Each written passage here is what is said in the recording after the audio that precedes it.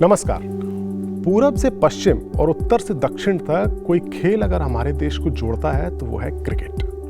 Cricket का आगाज भले ही इंग्लैंड में हुआ हो, लेकिन इस खेल ने अपनी शोहरत का सबसे बड़ा मुकाम भारत में हासिल किया है। भारत में करोड़ों लोगों पर अपना असर रखने वाले इस खेल और इसके खिलाड़ियों के ऐसे कई किस्से हैं जो या तो कभी बताए नहीं गए या लोग अब उन्हें भूल चुके हैं। मैं हूं सुमित कुमार दुबे और मैं आपको सुनाऊंगा क्रिकेट की दुनिया के वो अनकहे किस्से जो आपकी चहेती टीम और चहेते क्रिकेटर से जुड़े हुए हैं। क्रिकेट को हमारे देश में धर्म की तरह माना जाता है और उसके गॉड हैं सचिन तेंदुलकर। 24 साल का शानदार करियर, हजारों रन, 100 शतक, ये ऐसे आंकड़े हैं जिनसे कोई भी नया क्रिकेटर रश कर सकता है।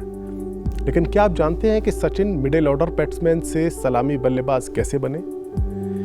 ये किस्सा बहुत इंटरेस्टिंग और अहम है, क्योंकि सलामी बल्लेबाजी ही वो पोजीशन थी जिसने सचिन तेंदुलकर को वनडे क्रिकेट में रिकॉर्ड्स के शिखर तक पहुंचा दिया। सचिन के नाम आज अगर हम इतने सारे रिकॉर्ड्स देखते हैं, उनमें उनके सलामी बल्लेबाज होने की अहम भूमिका है। सचिन ने अपने करियर का आगाज 1989 में पाकिस्तान में जाकर किया था। वो उनके इंटरनेशनल करियर का आगाज था और वो एक मिडिल ऑर्डर बैट्समैन थे। बेसिकली मध्य क्रम में बल्लेबाजी करने के लिए आते थे। कभी चौथे नंबर पर, कभी 5वें नंबर पर या 6ठे नंबर पर बल्लेबाजी सचिन तेंदुलकर किया करते थे। ये वो दौर था जब टेस्ट मैचों की तरह वनडे क्रिकेट में भी सलामी बल्लेबाजों का काम 15 ओवर्स में संभल कर खेलते हुए नई बॉल की चमक को कम करने का होता था। यानी शुरुआती बल्लेबाज जो आते थे, ओपनर्स, वो बहुत स्लो इनिंग खेलते थे ताकि नई बॉल की चमक कम हो, चमक फीकी पड़े और उनके बाद में आने वाले बल्लेबाजों को तेजी से रन बनाने का मौका मिले। और ये एक ऐसी रणनीति थी जिसको कमोबेश दुनिया की सारी टीमें फॉलो करती थी। आज भले ही 300 से ज़्यादा के रन का स्कोर खड़ा करे कोई टीम या 350, 325 का करे और वो जीत की गारंटी नहीं होती है, इतने रन बनाकर भी टीमें हार जाती हैं। लेकिन ये वो दौर था जब 270-75 का स्कोर भी अगर कोई टीम करती थी तो वो जीतने की उम्मीद कर सकती थी। यानी जो स्लो सलामी बल्लेबाजी या स्लो शुरुआत होती थी पारी के रन बनाने की, वो उतनी ज़्यादा अखरा नहीं करती थी, क्योंकि वो 270-275 के आसपास पे मैचेस जीते जाते थे। लेकिन साल 1992 में जो वर्ल्ड कप हुआ ऑस्ट्रेलिया और न्यूजीलैंड में, वहाँ न्यूजीलैंड की टीम ने एक एक्सपेरिमेंट किया। उसके सलामी बल्लेबाज थे मार्क ग्रेटबेच। उन्होंने शुरुआत से ही ताबड़तोड़ बल्लेबाजी करना शुरू कर दिया इस वर्ल्ड कप में और वो कामयाब भी रहे और न्यूजीलैंड की टीम सेमीफाइनल तक पहुंच गई। ये एक बड़ी कामयाबी थी न्यूजीलैंड के लिए। सचिन तेंदुलकर भी उस वर्ल्ड कप में भारत की तरफ से खेल रहे थे। वो सचिन का पहला वर्ल्ड कप था। उन्होंने मार्क ग्रेटबेच की बल्लेबाजी को देखा और वो ये बात समझ गए कि ताबड़तोड़ सलामी बल्लेबाजी किसी भी टीम के लिए कितनी ज़्यादा अहम है। इसका एक फ़ायदा और भी होता है, क्योंकि 50 ओवर का मैच होता है, one day cricket limited over match है, इसमें सलामी बल्लेबाज को ही ज़्यादा से ज़्यादा ओवर खेलने का, ज़्यादा से ज़्यादा बॉल्स खेलने का मौका मिलता है। यानी जितनी ज़्यादा बॉल खेलने का मौका मिलेगा, उतना ही ज़्यादा रन बनाने के चांसेस होंगे। सचिन ये चांस लेना चाहते थे और ये मौका आया सचिन के इंटरनेशनल करियर के आगाज करने के करीब 5 साल बाद, 27 मार्च 1994 को। उस वक्त इंडियन टीम न्यूजीलैंड के दौरे पर थी और वनडे सीरीज चल रही थी। पहला मुकाबला इंडियन टीम हार चुकी थी। उस वक्त अजय जडेजा और नवजोत सिंह सिद्धू भारत के लिए ओपनिंग किया करते थे। सचिन तेंदुलकर मिडिल ऑर्डर में खेलने आते थे। ऑकलैंड में दूसरा वनडे खेला जाना था और इस वनडे से पहले सिद्धू की गर्दन में जकड़न हो गई, कुछ प्रॉब्लम हो गई और वो मैच के लिए अनफिट हो गए। अब सवाल खड़ा हुआ कि दूसरे वनडे में ओपनिंग कौन करेगा। उस वक्त कप्तान अजहरुद्दीन थे और टीम के मैनेजर थे अजीत वाडेकर। दोनों बड़े पसोपेश में थे कि किससे सलामी बल्लेबाजी कराई जाए, अजय जडेजा के साथ किसको ओपनिंग कराने के लिए भेजा जाए। सचिन तेंदुलकर शायद इसी मौके की तलाश में थे। उन्होंने खुद आकर पहले अजीत वाडेकर से बात करी और उनके साथ फिर अजहरुद्दीन से बात करी और कहा कि वो ओपनिंग करना चाहते हैं। सचिन बस 21 साल के थे।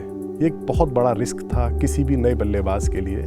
सचिन तेंदुलकर इससे पहले स्कोर कर रहे थे, उन्हें बड़ा प्रॉमिसिंग बैट्समैन माना जाता था और अगर उन्हें मिडिल ऑर्डर से अचानक सलामी बल्लेबाज बना दिया जाता और वो नाकामयाब रहते, तो उनके करियर के लिए एक बहुत बड़ा रिस्क हो जाता। लेकिन सचिन को तो बस एक मौका चाहिए था और उन्होंने ये बात अजहर और अजीत वाडेकर दोनों से कही। दोनों मान गए। इस मैच में न्यूजीलैंड की टीम ने पहले बल्लेबाजी की और पूरी टीम 142 रन पर आउट हो गई। ऑकलैंड के इस तेज विकेट पर अजय जडेजा के साथ जब टीम इंडिया स्कोर का पीछा करने उतरी तो अजय जडेजा के साथ ओपनर के तौर पर सचिन तेंदुलकर उतरे और सचिन के बल्ले ने कमाल कर दिया। सचिन ने 49 गेंदों पर 82 रन ठोक दिए, जिसमें 2 छक्के और 15 चौके शामिल थे।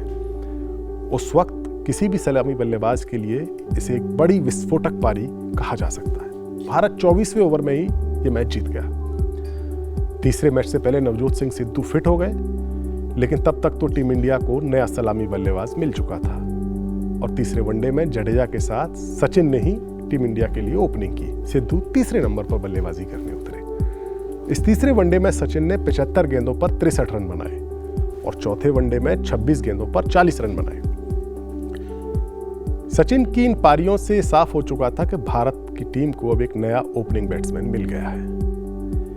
एक ऐसा बल्लेबाज जो पारी की शुरुआत करते वक्त दब कर नहीं खेलता, बल्कि गेंदबाज पर हावी होकर खेलता है। इसी साल यानी 1994 में ही सचिन ने कोलंबो में सिंगर कप खेला जा रहा था, वहां ऑस्ट्रेलिया के खिलाफ पारी का आगाज करते हुए 110 रन की पारी खेली। यह सचिन के करियर का, वनडे करियर का पहला शतक था। इसके बाद सचिन ने कभी पीछे मुड़कर नहीं देखा। सलामी बल्लेबाज बनने से पहले सचिन ने 69 वनडे मैच खेले थे, लेकिन इन 69 वनडे मैचों में सचिन के बल्ले से कोई शतक नहीं निकला था और उनका एवरेज भी बस 31 रन पर इनिंग के आसपास का था। लेकिन जब साल 2012 में उन्होंने वनडे क्रिकेट को अलविदा कहा, तब उनके नाम के आगे 49 शतक और लगभग 45 रन पर इनिंग का औसत था। सचिन तेंदुलकर के सलामी बल्लेबाज बनने की घटना दुनिया में, क्रिकेट की दुनिया में काफी अहम घटना थी, क्योंकि इसने क्रिकेट के खेल को बदल दिया। कैसे? पहले 15 ओवर में ठुक ठुक करके खेलने की रणनीति थी, लेकिन वो अब घाटे का सौदा बन गई। साल 1996 का वर्ल्ड कप आया, जो भारत, पाकिस्तान और श्रीलंका में खेला गया था। इसमें श्रीलंका ने सनत जयसूर्या और रमेश कालू वितरणा की सलामी जोड़ी को शुरुआत से ही ताबड़तोड़ बल्लेबाजी करने का जिम्मा सौंपा। श्रीलंका की रणनीति कामयाब रही और उनकी टीम ने पहली बार वर्ल्ड कप जीता, यानी सचिन का फॉर्मूला अब हिट हो चुका था। बतौर सलामी बल्लेबाज सचिन को कई पार्टनर्स मिले। सौरव गांगुली और वीरेंद्र सहवाग के साथ तो उनकी जोड़ी ने कई सारे नए रिकॉर्ड्स भी बनाए। और जब सचिन रिटायर हुए 2012 में, तब उनके नाम बहुत सारे रिकॉर्ड्स थे। वो सारे के सारे रिकॉर्ड्स या ज़्यादातर रिकॉर्ड्स उन्होंने सलामी बल्लेबाज के तौर पर ही बनाए थे। अगर सचिन सिर्फ मिडिल ऑर्डर बैट्समैन रहते और सलामी बल्लेबाजी नहीं करते, तो शायद रिकॉर्ड्स उनके नाम नहीं होते। तो ये थी एक middle order batsman Sachin Tendulkar के सलामी बल्लेबाज बनने की कहानी। अगली बार एक नए किस्से के साथ आपसे फिर मुलाकात होगी। तब तक देखते रहिए न्यूज़ नेशन डिजिटल।